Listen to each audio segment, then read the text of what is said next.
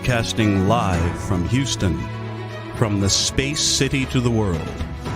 You are watching NowMedia Television.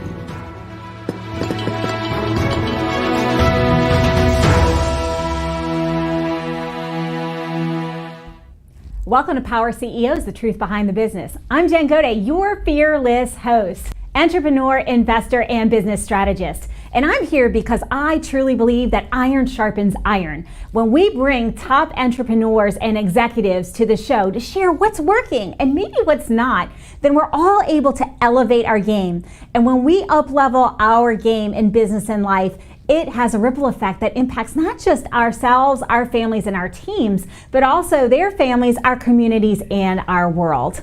Without further ado, I'm really excited to introduce you to our guest in studio today. We have joining us Hal Drody, president and co-owner of Harper Grayson Communications. Welcome to the studio. Thank you. Thank you for being here.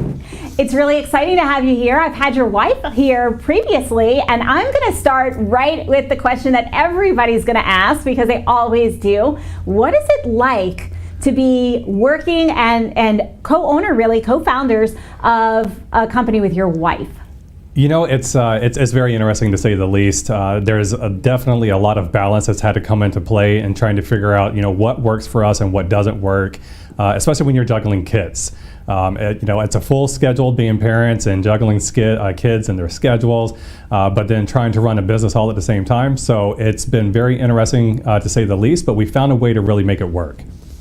So tell me, what is it that you guys do to ensure that you have quality time, that business isn't being discussed, or how do you make that work? Because we have a lot of people where either they work together in the same business or they're both own businesses, or one's an entrepreneur, the other's an investor or a W-2. What have you done to crack that code so that you can have that real quality time with your spouse and your family and still run a very successful business? So time management is very important for us, and if it's not on the calendar, it doesn't exist. We have to make sure that it's on each of our calendars. We can see into each one of our calendars, just because we're trying to always schedule meetings and schedule events. We want to make sure that both of us have visibility into what's going on a day-to-day basis.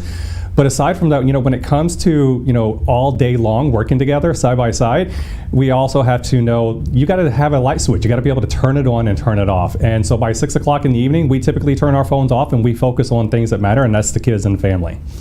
I really like that you go unplugged. So many times, and we talk about this, and we have a similar background, which we'll get into in a minute, but so many times with kids even at the table, we take the time to have a family dinner, but they've got their devices on them, they're not unplugged, we're not unplugged, and so we may have the time quantity, but it's not really quality. So tell me, how are you able to do that in today's world, because that's also a challenge, right? It really is. And so with that quality time that you described, one of the things that we ensure is that even when we sit down at the dinner table, the TVs are off, there's no electronics at the table. We want to be able to focus on each other. We want to find out how our days went, from us to our kids. We talk to each other and we ask them, what was great about today? What happened today? What went well? What didn't went well? Just to kind of find out about their day. And we do the same thing even with us, because, there are times that we're in separate meetings and we're not always seeing eye to eye or able to talk all the time. So we want to play catch up in that sense, in that regard too. So we just completely disconnect, shut down, turn everything off, and focus on each other.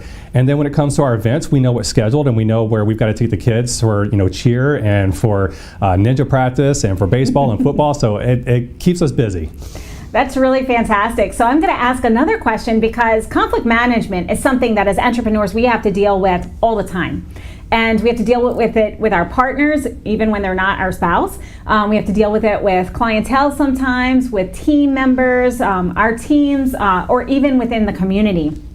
So because you guys are, both married and you're also running a business and may not see eye to eye, what are your keys to success for managing any of those conflicts, or really handling the conflicts when they're small before they become big issues with your business partner? The biggest thing that we established up front was honesty and integrity. That is the bedrock and the foundation of our company, and to make sure that we market with integrity.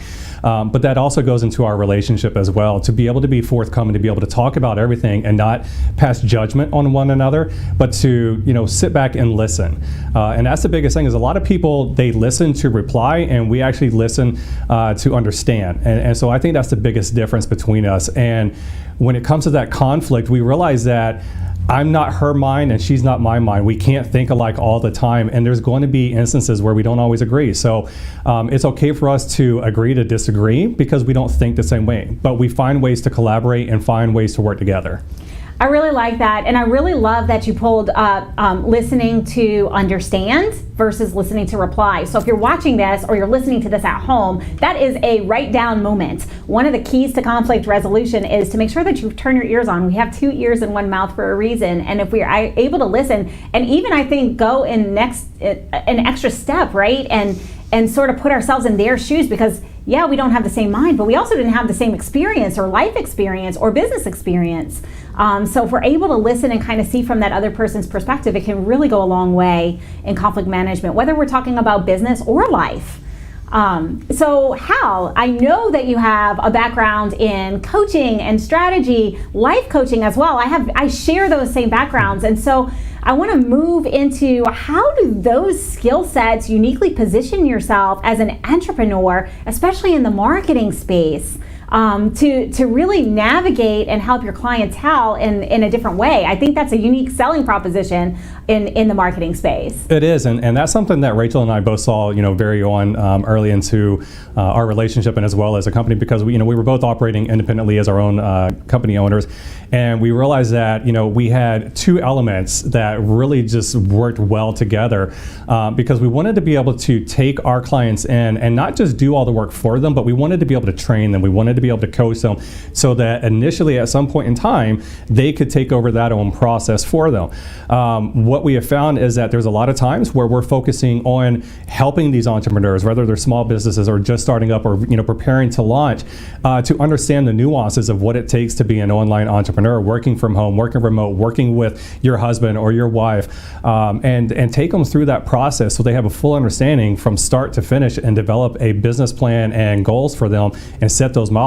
Is very important, because a lot of people coming into entrepreneurship think that they see the Sign New Bell syndrome and they get sucked into it and think that I just put my name out there and I'm going to start making money, and it doesn't work that way. You've got to have a plan. Wait, hold up. It doesn't work that way? You don't just put up a website, hang a sign on your door, and get clients? No, it does not work that way. Wow, mind blown. Do you know how many people come and they're like, I don't understand. I'm doing all the things. I've got the website, I've got the social media, I've got all the things, but there's no clients. So I would love to dive into your expertise there, because this is something we talk about with our clients. It's something we talk about in the show a lot. And that's how do we get people into the door, and that lead generation, and what are the important key things? And keep in mind, some of our viewers are solopreneurs or just starting, or they maybe have a corporate gig and they're jumping in, and we have all the way up to 8, 9, 10 figure business owners as well who tune in. So give us kind of a little bit of what they can think about and focus on each step of the way. So one of the things that I would always like to say is networking. Networking is critical. If you are not out there and a part of any kind of networking group, just so that you can get some exposure to other businesses, to understand the markets that are around you, the competitors that are around you, but also to make friends and to make partnerships early on in the beginning, it's very critical that you do that, because if you don't, you're missing out on a lot. Case in point, I'm captain of Alpha Fraternity, which is a part of another business networking opportunity. And we help and support each other to grow.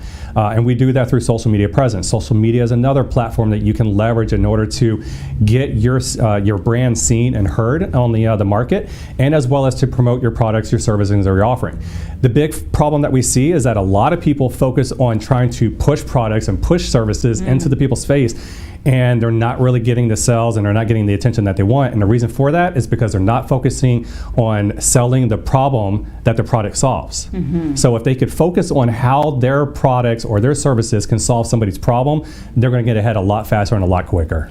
And so that's true in B2B, in B2C, but it's also true in B2C, but it looks a little bit different with your B2B clients. So really, how does it look for a B2B when they're putting that out there from a social media standpoint or from a know, like, trust standpoint? Like, what kind of content should they be focused on? So when it comes to social media, you know, a lot of people that we see these days, they leverage different platforms. So from Facebook to Instagram to Twitter to LinkedIn, we're now seeing the genre switching over to TikTok.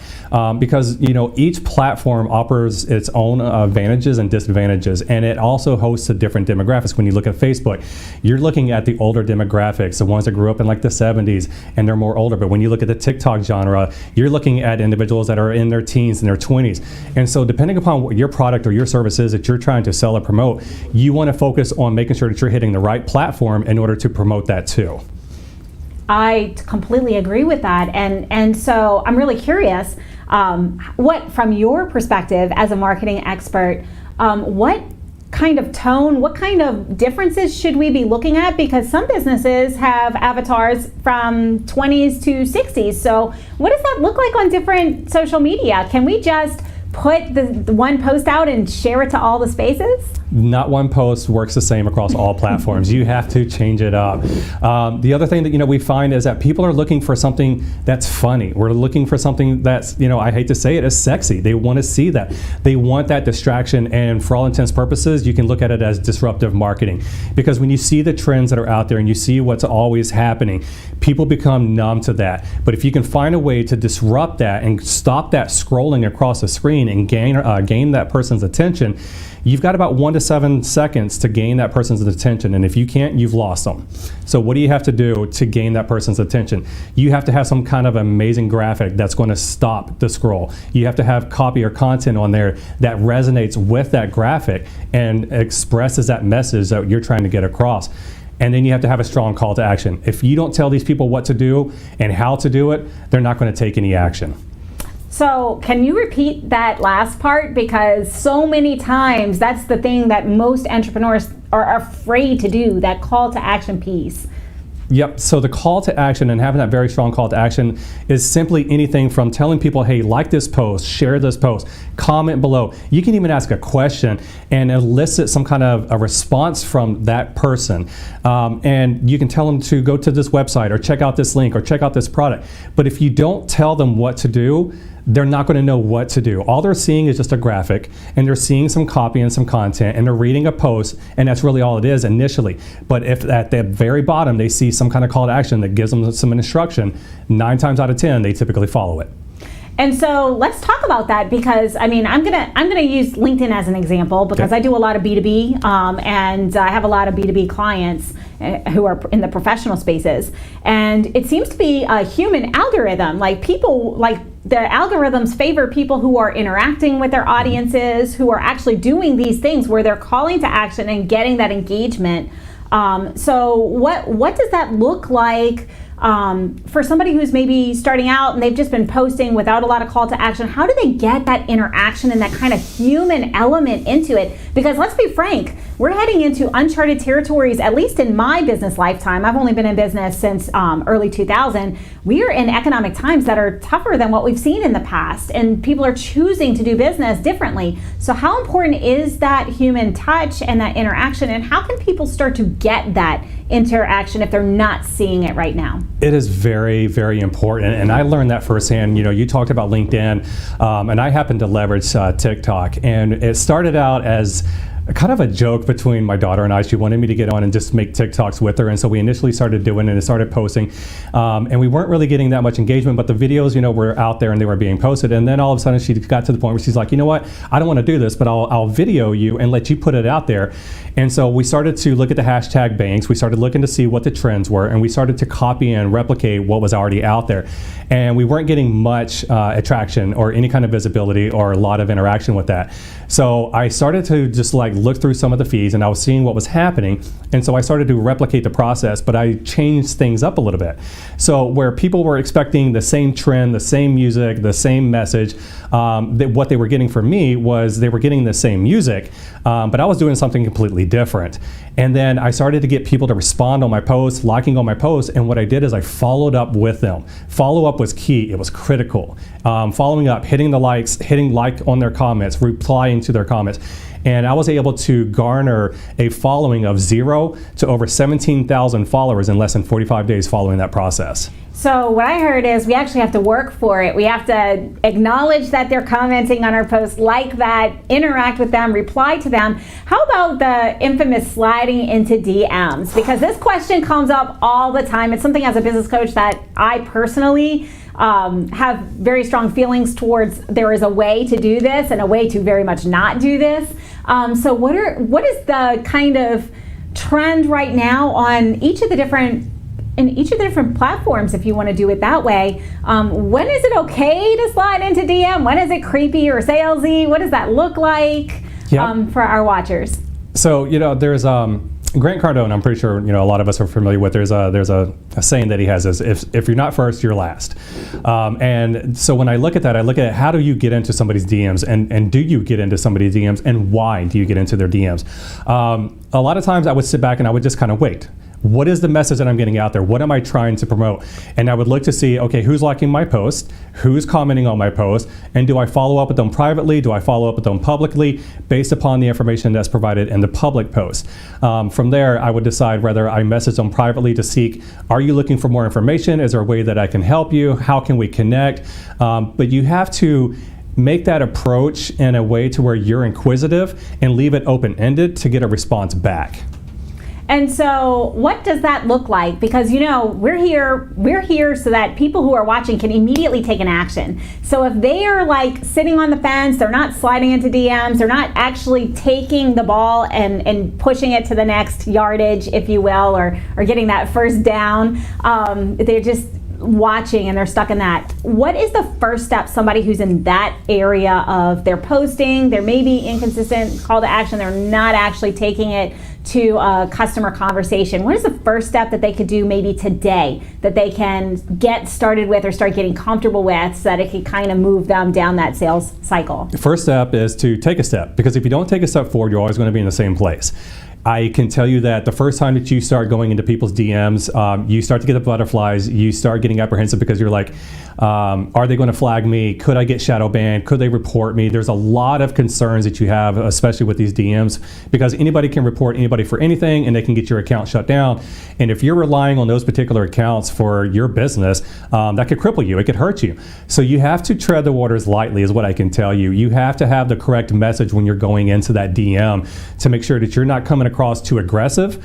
But again, depending upon what you're promoting, what your service is, and what it is that they're commenting on will help derive how you approach that DM and how you talk to them and get that information across. You can ask them politely, hey, I saw that you liked my post and I loved your comment and this is how I feel. You respond back to them with a genuine answer and you elaborate on that, but again, leave it with an open-ended question to get them to respond back to you to open up that conversation. Yep, I love the idea of opening a conversation because so many times, especially for those of us who are a little bit older, social media has been kind of a challenge to integrate into business when we never had to do it before, right? It was very in person, it was a very different world 15, 20 years ago than it is today. And so, can you give me an example of an opening the relationship conversation? I like the thank you, I really appreciate your interaction, my post. Would it look something like, hey, I'm planning out my content. What would you like to hear more about? Or is it something a little bit more direct? No, absolutely. There's a lot of times that I'm asking those questions is, I notice that, you start to see the same people over and over again on your post. And so those are the ones that you can kind of leverage the most is like, hey, what do you like most? What do you not like? You can open up a poll, even on your own feeds. You can open up a poll and ask those questions. Again, you're asking for insight because if you don't have the insight, if you're not gaining the insight from the people that are viewing you the most, you're not going to know what's working. You're not going to know what's not working well, what you need to change, what you don't need to change. And so again, when it comes back to those DMs, you can sit there and simply say, hey, I've liked your comments and I think that your comment's great. Let me elaborate on what I understand and what you're telling me. And this is what I do for a living, or this is what our products is about. Is there any way that I can show you more? How can I help you with our product, or how can I help you just in general and overall? And then just simply tell them, hey, thank you for all your likes, your comments, your shares, your follows. Thank you for being a supporter, because when you do that, they will immediately just start sharing your content just because of your interaction with them. Absolutely, and I think that is 1000% the human algorithm, right? That's where we are interacting with our viewers, with our followers, and we're able to actually take that and move that a little bit down the pipes. So I just want to kind of tie in, for those of you who are listening and watching, something that Hal said early on was we have to listen to our spouse or our partner. We have to listen. Well, in marketing, we also have to get feedback, and we have to listen to the feedback that we get from our ideal clients or the people that we're trying to be positioned in front of. So I love how you kind of said that without saying that, but can you elaborate a little bit more on how to get the feedback from your ideal client? Because this is a big question that comes up from a lot of people when they email me and ask about the show. Other people have been on who have done marketing and or sales. What is the best way right now to get that kind of feedback so that you can be curating the content and tweaking it in such a way that they're getting a better return on their organic investment there? Of course. There's a couple of ways that you can approach that. One is, initially, you can hold a strategic meeting. And through that strategic meeting, you can host anywhere from 30 minutes to up to 2 hours, or you can break it up into blocks, 30-minute blocks at a time.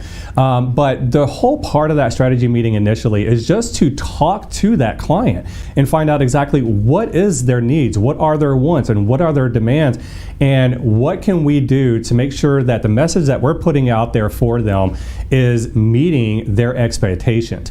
And as you're going through the process, and let's say 2, 3, 4 weeks from now, you follow back up with them again.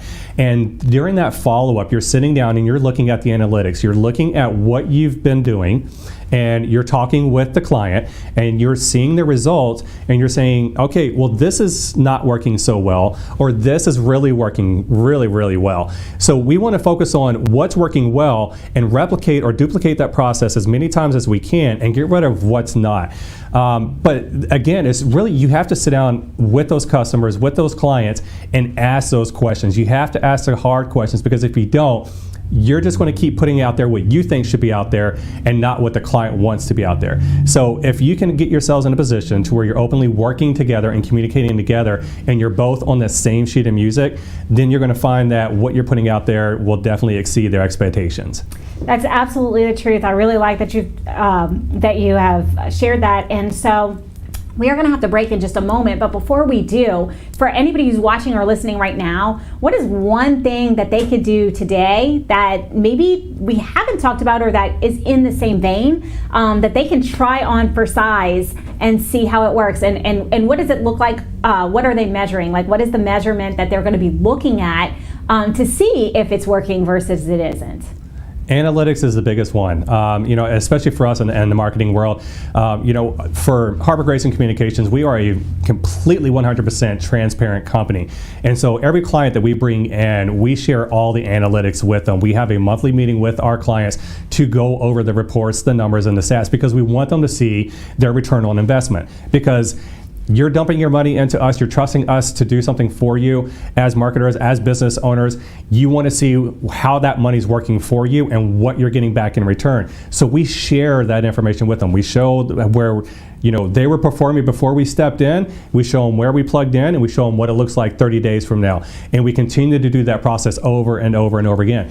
When it comes to our content, we bring them in. So as we're developing the content and the copy for them and the graphics for them, we'll build out a month ahead of time. And then we'll submit it to them and tell us, what do you think? What do you like? What do you not like? So that we can change and we can make those fixes and get it out there and get those done, and then be ready to be shared across whatever social media platform that they want us to share it across. So it's all about timing, it's all about schedules, it's all about sharing and being completely 100% open and honest and transparent with each other. Fantastic. I absolutely agree with you on all of those points, and transparency is key in all aspects of business. We do have to take a very brief break. We will see you back in just a few moments.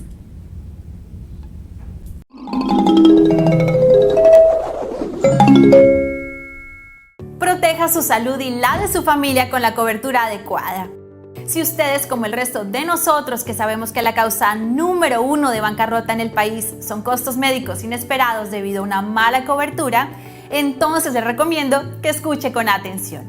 Un copago del 20% de sus gastos médicos originados por una enfermedad como cáncer o un accidente podría eliminar en días los ahorros por los que trabajó toda su vida. Sin mencionar la necesidad de tener acceso a los mejores médicos y hospitales tras el tratado en eventos inesperados.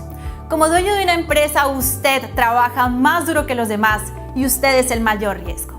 Por eso, cuando se trata de elegir un seguro de salud, es importante obtener la cobertura adecuada para usted y su familia con Clark Health Insurance. Nuestra misión es ayudar a los propietarios de pequeñas empresas, familias y contratistas independientes a elegir el plan de seguro de salud adecuado al costo correcto. Nosotros simplificamos el proceso y respondemos a todas sus preguntas sobre sus opciones de seguro médico y comparamos las políticas y los precios, obteniendo la mejor opción posible para usted. Además, podemos ofrecerle planes de visión y dentales suplementarios que podrían ahorrarle mucho dinero. En cada paso, Clark Health Insurance está dedicado a usted y su familia, enfocándonos en sus necesidades y guiándolo hacia las soluciones correctas. Juntos encontraremos una manera de maximizar su cobertura y minimizar los gastos de su bolsillo. Somos Clark Health Insurance. Proteja su salud y comience a ahorrar dinero en su seguro hoy.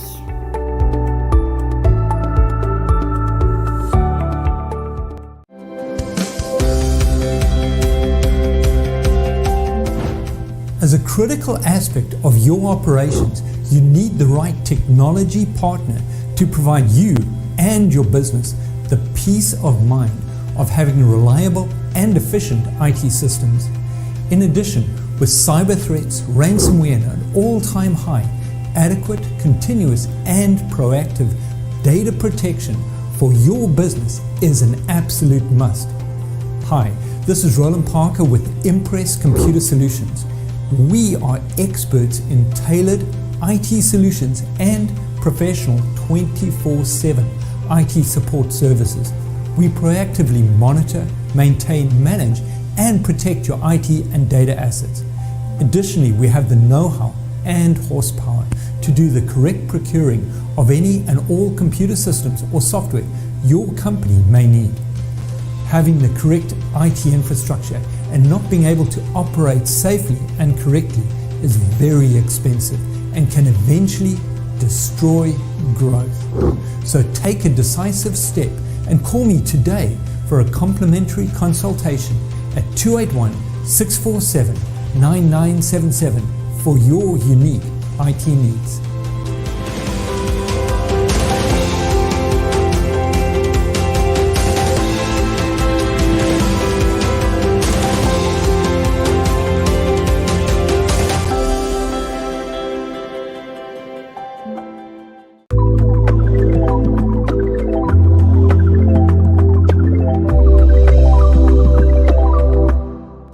¿Alguna vez has deseado obtener mayor concentración y energía para ser más productivo? ¿O has deseado volver a dormir como cuando eras un niño y despertar descansado y listo para salir con toda la energía del mundo? Hola, mi nombre es Marisa Burres con My Vital C. Nuestra empresa ha estado produciendo durante más de 30 años esta molécula que llamamos ESS60. Ayuda con su visión, ayuda a las articulaciones y la flexibilidad. Ordene My Vital C con ESS60 en aceite de oliva, aceite MCT o aceite de aguacate en nuestro enlace www.vitaless60.com. Contáctanos al 832-463-1919 o al 888-441-1993 o por correo electrónico a marisa@myvitalc.com. República H, con Sofía García. Una república que necesita saber cuál es el camino correcto. En República H te diremos qué pasa en cada rincón del país. ¿Qué pasa en tu estado? ¿Qué hace tu gobernador, presidente municipal o alcalde en materia de seguridad, salud, desarrollo, economía o servicios básicos para atender a su población? Tenemos desplegados más de 70 corresponsales en todo el país y más allá de las fronteras. República H, de lunes a viernes a las 8 de la noche por Heraldo Televisión.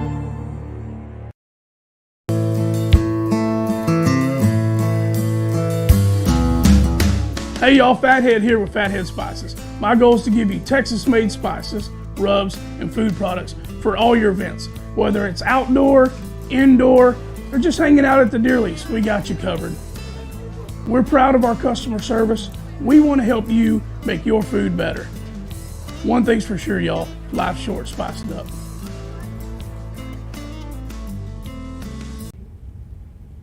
Welcome back to Power CEOs, the truth behind the business. I'm Jen Gaudet, your fearless host, entrepreneur, investor, and business strategist. If you're just now tuning in, you're going to want to go to NowMedia.tv and check out the beginning of the show, because the first segment was filled with solid gold. We have Hal Drody here. He is a marketing guru. He has been talking all things social media interaction, the human element. We talked about conflict management and so many other amazing things. So don't miss that if you're just tuning in. But welcome back. And we are really excited to dive right back in to this amazing conversation. So Hal, we were talking about the human interaction and how to up-level our engagement. And we also talked right before the break about what gets measured gets managed, and having transparency in the analytics. So what I want to go into next actually is something that comes up frequently, and I see it more in smaller businesses, and that's how long with an ad campaign, for example. Oh, my ad is not working 3 days later, I'm going to shut it down. How long, and what is that process and the tweaks, like what does that look like, and what should we be expecting out of a marketing campaign from a results standpoint? And speak if we have never had an ad campaign, and then if we've kind of had quite a few, what the differences might look like. So initially, don't expect that the first ad that you're going to put out there is going to bring you in the gold, because it's not. Just because you think you've got the right the graphic, the right product, the right message, you may not be targeting the right audience. You may not be hitting the correct demographics. You may not be even in the same zone as where that product needs. Because let's say that you're promoting something that's for weight loss, and all of a sudden your ad's going out to everybody that's in weight gain. Obviously that ad is not going to produce very well results. So what I highly suggest is A/B testing, is basically putting out two ads, basically somewhat similar, but to garner to see which one's producing better results versus which one is not, and put them for the same duration of time. So if you want to run an ad for 3 to 5 days, typically 5 days should be enough to be able to start giving you some analytics to be able to see how the visibility is, when is it being looked at what times and hours of the day, how many people are viewing it, what are the ages of the people that are viewing it, and is there any follow through with this? Because did you put that strong call to action in there? Did you tell them what to do? Did you give them a link to click on to go to somewhere else and purchase that product? Or did you just put a photo out there and give it some words and say, okay, now give me some results? Because you have to have it all together, and if you don't have all the elements of a proper ad put together, you're not going to get the results that you're expecting.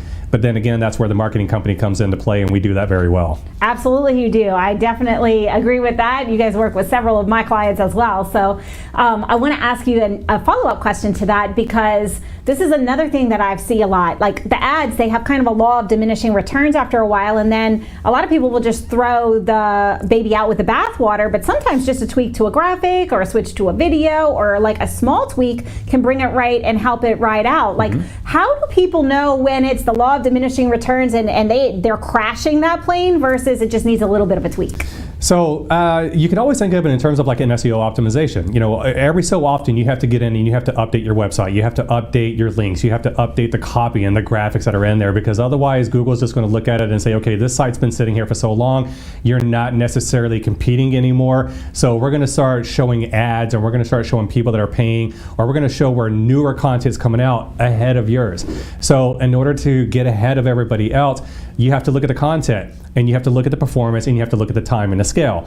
If you start to see where your visibility is dropping off, you're starting to see the follow through is following off, then something has happened that people are becoming numb to the ad. People are no longer paying attention. You've hit the amount of audience and the demographic that you're going to hit for that ad, and now you need to retweak it. And again, that's where that A/B testing comes in, and having dual samples out there for people to look at, because you can see a myriad of the results to see what's performing, what's not performing, and adjust accordingly. Yeah, I have the big question that everybody has right now, and that's what is even happening with these algorithms, because just when you think you've got it, it switches on you, or you now have a different methodology for doing things, or there's different rules and regulations. How do we navigate that as entrepreneurs in a way that we're safe? And how do we communicate that with our marketing professionals? Because what we're seeing or what might be changing, we might not have an understanding as an entrepreneur, and that communication is so key. So what are the things that we should be asking to our marketing professionals? So the big thing that you have to look at is, we are very big on training. Constant, never-ending improvement. That's the biggest thing with our company. And so our team members are actually going through constant certifications through Meta, through Google My Business, through Facebook Business, because we want them to stay abreast of those changes and as they're occurring and as they're happening. And as business owners, you can actually tap in and get the same information that we're getting just to see those updates and that real news time as it's coming out that says, hey, we've changed the algorithm. These certain hashtags you can't use anymore. And if you use these hashtags, we're not going to show your content. If you're not aware of that, it's going to hurt you and it's going to cripple you. And just because you think that you put it out there, it's going to get seen. It's not, because you just made a mistake and put one hashtag that got you flagged. There's notifications that come out all the time, but you have to tap into those notifications. You have to read those notifications and be abreast of what's happening. And if that's too much work for you, that's where the marketing agencies and the companies come into play. That's where Harper Grayson comes into play. Our team is constantly being trained. Our team is constantly aware of these notifications as they're happening, when they happen, and we adjust accordingly on the fly so that we are not impacted that way. And so for somebody who's maybe shopping for a marketing company, what are some of the things that they should be asking to the marketing company, and what should they be listening for to know that, hey, this is what I really need? Because a lot of times what I have noticed is clients will just hire a marketing company because they maybe saw something, an ad or whatever, but they don't really know what to ask for or what to look for. So if people are out there and they're wanting to shop, or maybe they're wanting to see something else, what are the key questions to be asking to a company to determine, hey, is this company going to give me a return on my investment? Because truthfully, marketing should always be a part of our budget, but it shouldn't be something that's an expense. It should actually pay for itself in new business. So what are the things that they should be asking or could ask so they can discern where to spend those marketing dollars? I agree with you. This should be something that any business owner that's going to make an investment into a marketing company should definitely see a return on their investment. And this should be a partnership. And what I mean by a partnership is that this is a two-way road, and this is where each of us come together and we communicate effectively together. We want to be able to make sure that we ask the proper questions. And what are those questions? Is this a partnership, or is this a marketing company that's just going to tell me what to do? Is this a marketing company that's just going to take my money and then they're going to say, hey, you're going to see some results, but we're not going to tell you how we got the results. We're not going to tell you if we outsourced your results, and we're not even going to share the analytics, and that's a problem. You want a company that's completely transparent and open. They want to be able to show you everything. They want to show you their content calendars. They want to show you the graphics calendars. They basically want to show you the return on your investment through your analytics, your reports, to be able to show you the numbers, to show you where their increases are happening. But they also want to have that partnership, because I'm not going to sit here and tell you what to do. I'm going to listen to what you're looking for, and then we're going to find a solution to make sure that we're providing you the services that you need and not give you more than what you don't need, because we want to make sure that your dollars are being used properly. It comes down to even looking at your ads. If we see that your ads that we're putting out there are not performing the way that we expect, we're going to stop. And instead of wasting more money, we're going to tweak the ads, and then we're going to put them back out there. And as long as they're performing that way, then we'll continue to invest in that. If you cannot get those questions asked to where, what are you going to do when things fail? Or what are you going to provide for me so that I can see where my money's going? If they can't answer those questions for you, I wouldn't go to them. Look at their reviews. Don't look at the reviews on their websites. Anybody can put reviews on a website. Look at the reviews outside their websites. Google My Business, go to Angie's List. There's a myriad of places that you can look at those reviews. Word of mouth, networking events. Again, get back into those, and if you have not joined any of those, get into those, because the word of mouth will tell you who's reputable, who's not, who you can trust, and who you can't. I really like that you've come full circle with that, because we did talk very briefly about networking and the importance of having a community, and that's something that as entrepreneurs, entrepreneurship is hard. Right? Entrepreneurship is a challenge. Anybody who tells you that it is easy and you're going to work 4 hours a week and make $1 billion right off the get-go, they're lying to you. So it's a challenging journey, and it's so important for us to have a supportive community around us who doesn't hold us back, but that who actually supports us and makes sure that we are getting to where we are, holds us accountable, etc. As a fellow coach, and as someone who also does networking, and I know that's something that I do a lot of as well. how does an entrepreneur who doesn't have that right group, or maybe they're in a group and it's not as supportive or it's holding them back, how does that person find that right community, that right network, or that right space to begin that relationship building so they can get that word of mouth and grow in that way? So Facebook is really good about groups, and you can find current events, you can find weekly events, events that are happening right now, events that are happening by the month. There's a myriad of social sites that you can actually join that are for like Meetup. That's one of the groups that you can join, and you can find other networking groups that are out there. Word of mouth is a big one, but what you find online may present one thing, and when you go to the event, you see something completely different, and you get a bad taste in your mouth, and you're like, you know what, maybe networking isn't for me. So you really have to kind of pick and choose, and you're really not going to know what's going to work for you and what's not going to work for you until you get out of your safety box and step out there and start meeting with these people and start going to these events and seeing what they're all about. And how do you pick the group that's right for you? Because one of the things that I'm always big on, if they're not getting out there and they're not building relationships and going to groups, I'm like, try a couple on for size. Find a group that has power sphere, like people that, could benefit you, but also your clients, like in other ways. But what are some of the keys that you look for when choosing your next group, or even recommending to your clients, right? What are some things that you recommend in a group if people are shopping around to look?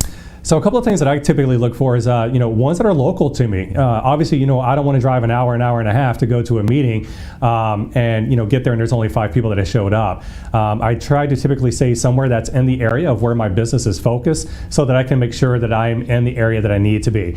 I look for the power players. I look for those ones that are out there that have been in the show for a while, that talk a big game and know what they're doing, and also are approachable, that they are willing to, provide some kind of guidance or some kind of help to you, and are willing to bring you into the fold.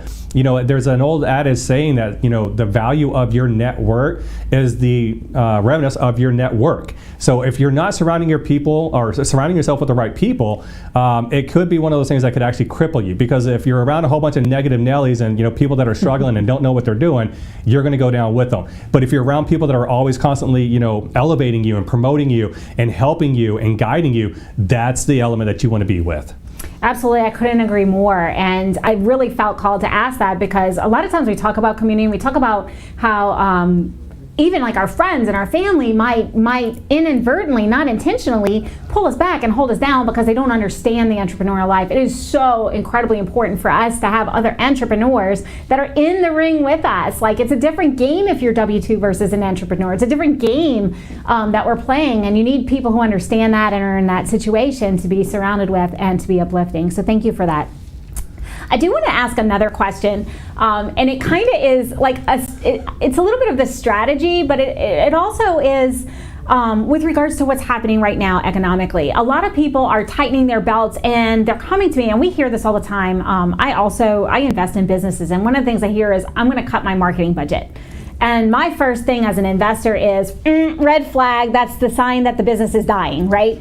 But that's one of the first things that entrepreneurs, especially in small business, tend to go to. They see it as it's frivolous or it's not necessary. What would you say to that? And how can you educate us on what is the difference between what's costing us money versus what's making us money? Because that really is a very big difference. I would agree. If you're not looking at your books on a regular basis, there's something wrong. What we've seen lately is a trend where, people are fearful of the economy. They're afraid of what's happening. They're afraid that we're going to go into a major recession. We're seeing where tech jobs are, dwindling away. People are being laid off. Doors are closing left and right. And we're seeing that, especially with the small business and the struggling entrepreneurs. And they're fearful that, their product or their service that they have is not good enough to sustain. And, even before a recession even came into play, entrepreneurship is hard. People are fearful to get into it because you realize that, your livelihood is relying on your ability to get out there and make this happen. And what I can tell you is that don't be scared. Things are going to turn around. The market's going to come back up. And where other people are closing isn't a door open to you. That's an opportunity for you to take over that area, for you to take on that product and that service and put it in there where they were afraid to. Keep pushing and keep moving forward. Don't stop. But look at your budget. If you're afraid to, go out there and say, I need to cut marketing and I need to cut this, you're cutting the wrong things. Because if people don't see your brand, if they don't see your products and they don't know what you're selling or promoting, you're not going to get found. You have to think of it like a giant digital billboard out at the highway. If you make a billboard and you put it in your backyard, what good does it do? Nothing. You want to be out there on the main way, the highway, where everybody can see you, so you got to keep marketing, keep pushing forward. Yep, absolutely. And visibility is key, but there's also another piece of this, and we haven't really dove into this, but it's something that we talk about a lot on this show as well, and that's the importance of building your personal and your business brands. Like, if you have a brand and you have brand credibility, your marketing performs even better. So when you're working, because I know you guys do the strategy as well, when you're working with a new company, let's talk about a new company that doesn't really have a presence, doesn't really have a brand, they're just getting started. What are the first things that are most important, other than networking and some of the things we've talked about, so they can start to get that brand recognition and that brand credibility going? So the first thing when it comes to brand and brand strategy is we want to know, who are they? Who are they as a person?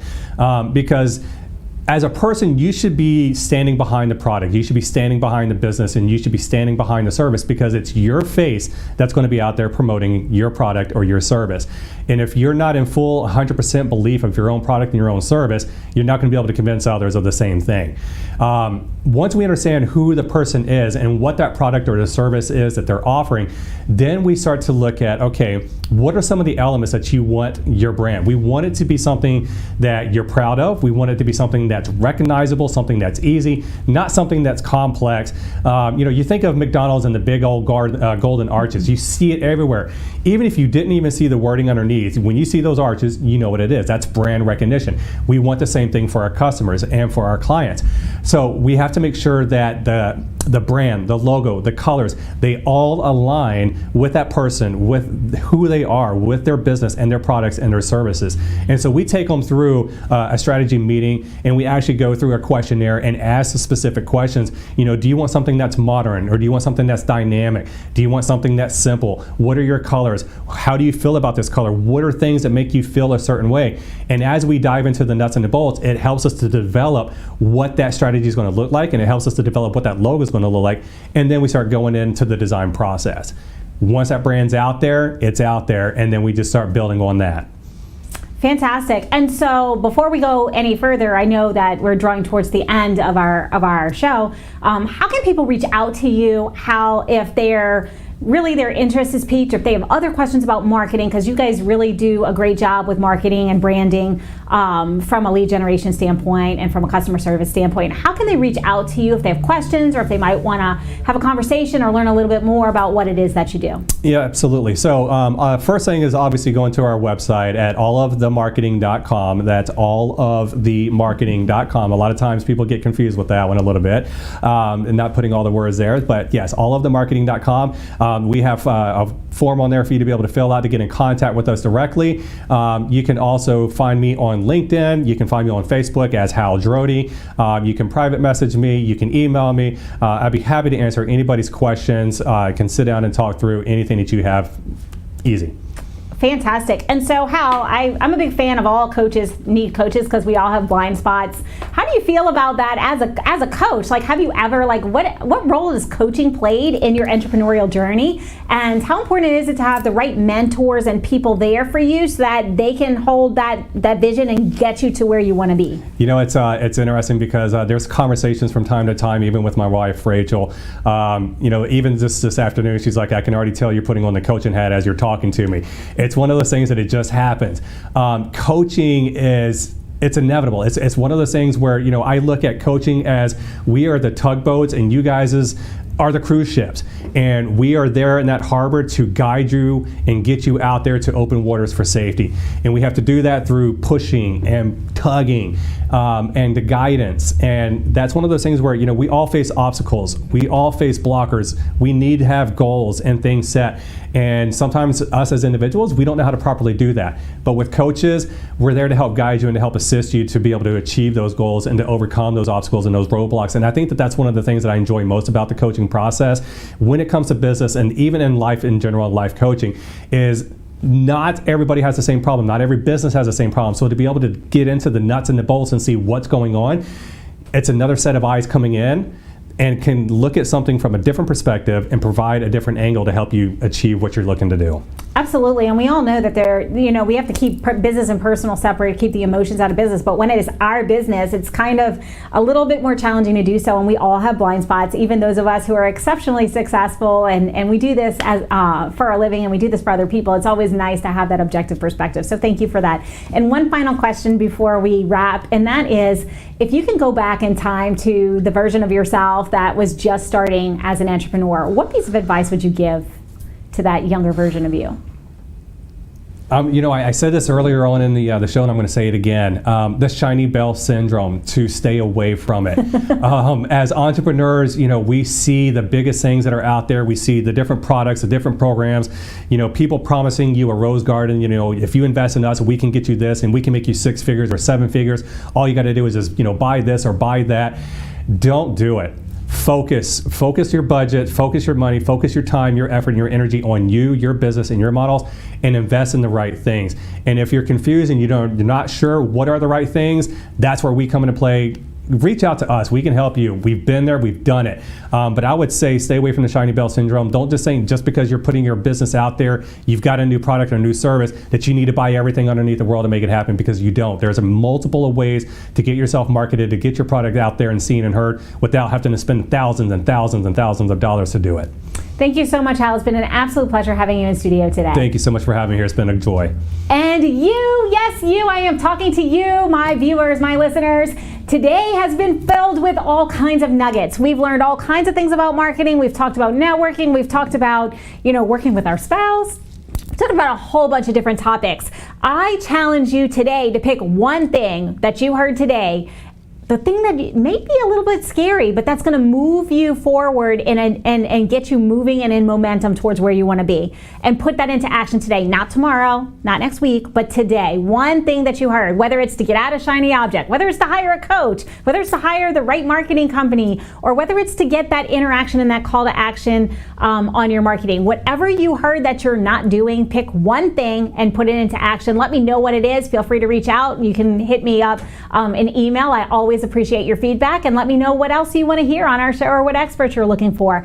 And as always, unfortunately, all things do come to an end, especially the good ones. But you can always check out all of our prior episodes at NowMedia.tv, and you can see us again next week, same time, same station. But until then, go win today, win this week, and we'll see you next time.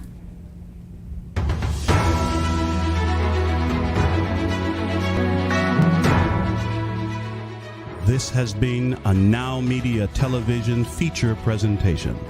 All rights reserved.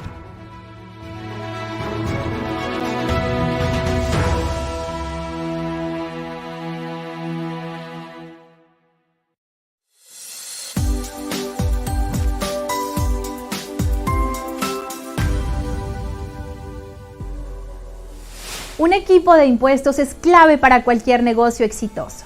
En LMS Group, nuestro objetivo es garantizar que nuestros clientes cumplan totalmente con el IRS, así como desarrollar estrategias tributarias que produzcan rentabilidad, sostenibilidad y crecimiento.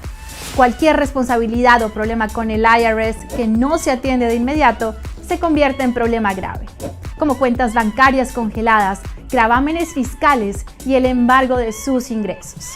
De hecho, cuanto más deje desatendido ese problema con IRS, peor se volverá.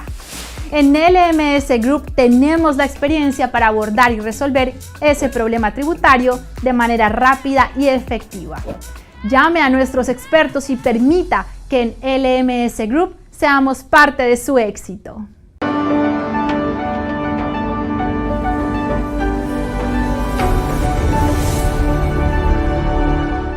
You probably already know that first impressions are never forgotten. However, did you also know the way you feel about yourself contributes to your quality of life and the opinions of others? Hi, my name is Kristen Gunderson. My mission is to help people by flipping the switch inside their body, which in turn will help them to feel better and do more. In fact, once you feel your best, you will be able to pour into others, keep your cup full, and reach every goal you have set up for yourself, whether it's personal, family, or business related. The way you feel will dictate the way you think and the way you live your life. Feeling your best is necessary to achieve your goals. You deserve to put yourself first. Let me help you flip the switch so you can feel better and do more. Let's talk. I know I can help.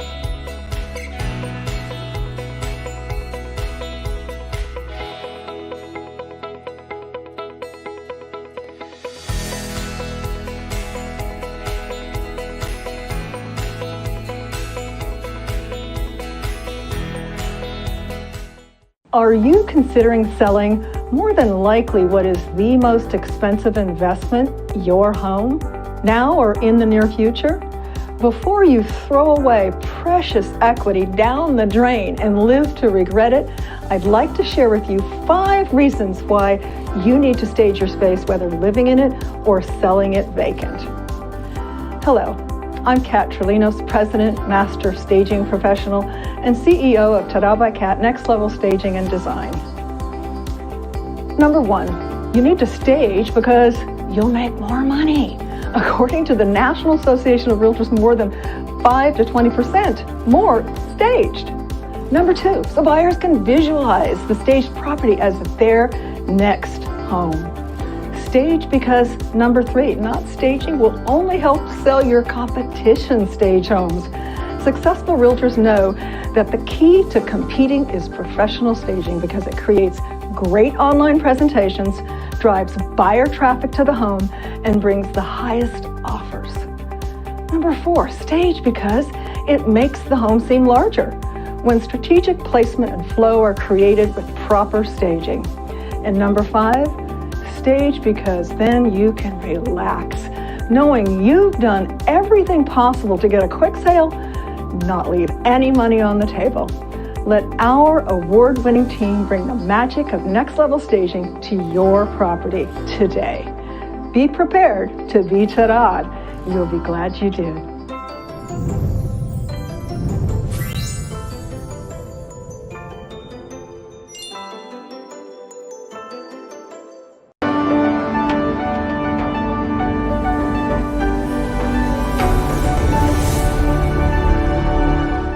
You probably already know that first impressions are never forgotten.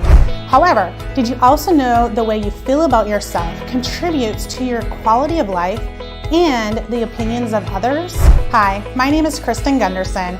My mission is to help people by flipping the switch inside their body, which in turn will help them to feel better and do more. In fact, once you feel your best, you will be able to pour into others, keep your cup full, and reach every goal you have set up for yourself, whether it's personal, family, or business related.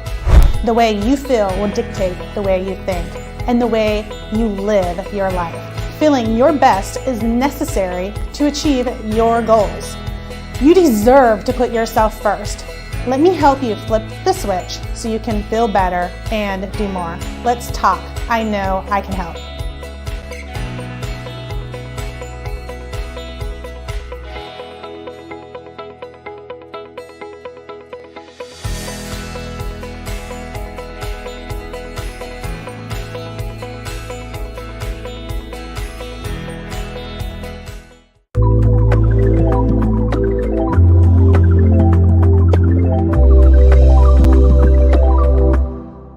¿Alguna vez has deseado obtener mayor concentración y energía para ser más productivo? ¿O has deseado volver a dormir como cuando eras un niño y despertar descansado y listo para salir con toda la energía del mundo? Hola, mi nombre es Marisa Burres con My Vital C.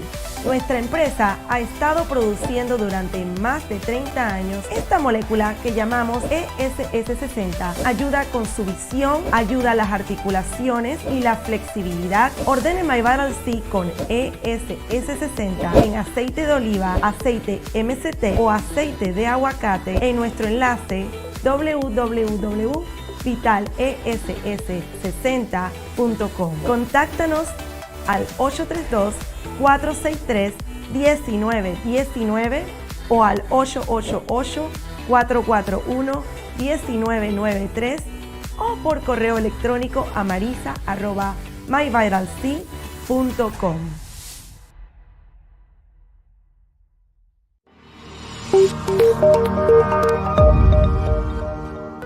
Are you a business owner feeling overwhelmed or burnt out with no energy left for what's most important to you? In order to effectively run your business and maximize your profits, you have got to be the best possible you that you can be.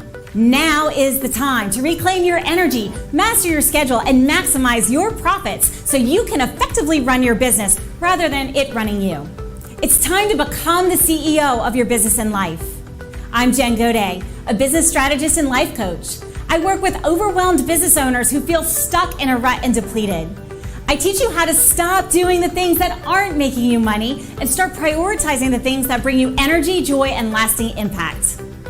I'm a human performance specialist and an international best-selling author. I've helped countless people all over the world to learn the art of saying no,